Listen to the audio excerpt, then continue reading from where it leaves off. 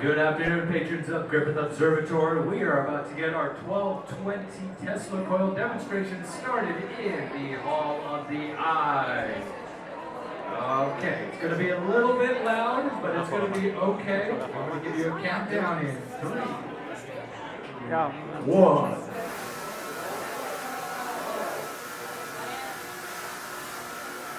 And that was our Tesla coil demonstration. Thank you. Goodbye.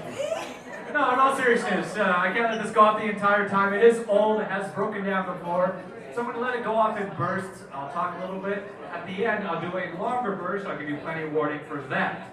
So, a little bit of housekeeping first. Those of you between the camera obscura and the Tesla coil, please be aware you are in an active hallway. Leave a little room for your fellow patrons to make their way through.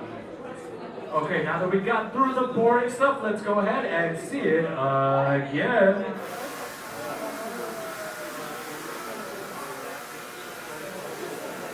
This is our Tesla coil, invented by Serbian engineer, inventor, and all-around genius Nikola Tesla.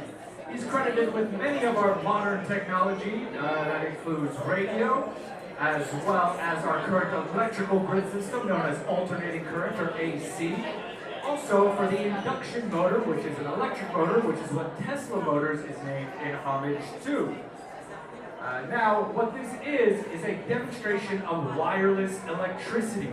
So if you can imagine, in the 1800s, Tesla would be in his lab holding a light bulb, will let a version of this go off, and it would begin to glow in his hands while he was perfectly safe. And again, this was in the 1800s, so this was considered crazy technology, and you can see even today, so it attracts quite a crowd. We do have our own version of our demonstration of wireless electricity. If you look in front, there is a neon sign that spells out Tesla coil. You can see that's completely encased in plastic, and there are no wires to it yet. When I push the button, watch the sign.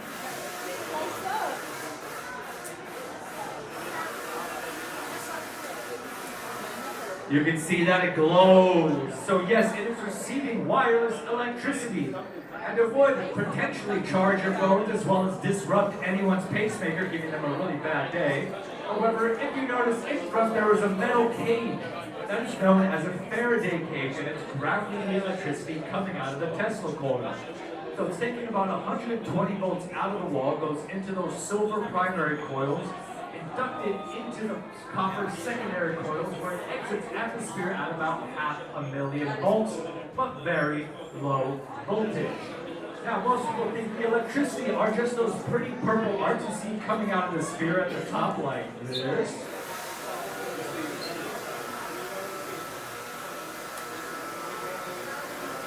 However, those are just highly energized nitrogen atoms in our air, creating that color. The electricity is all around it in an invisible field similar to Wi-Fi, so no matter where we move that sign within that cage, it will start to glow. Now, Tesla had a couple of ideas for his Tesla coil. I'll tell you about them right after we see it demonstrated.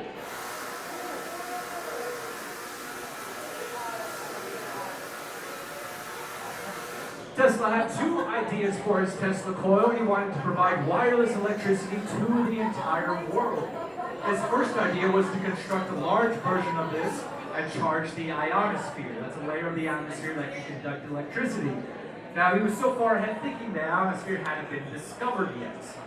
He thought we could collect that energy from different locations around the world and redistribute it. He also thought a natural byproduct of charging the ionosphere would be that it would glow at night, creating its own nighttime light. His second idea was to send large poles into the ground and vibrate those poles at certain frequencies. That energy would travel around the Earth's crust, similar to how earthquakes travel.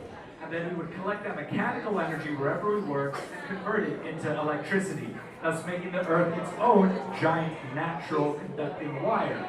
Unfortunately, Tesla gave away most of his patents and never had enough money to see these ideas through, though most of our world is credited to him.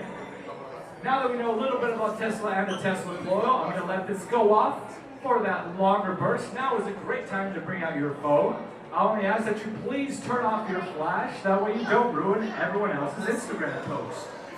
So we'll get started. It's 3, 2, 1.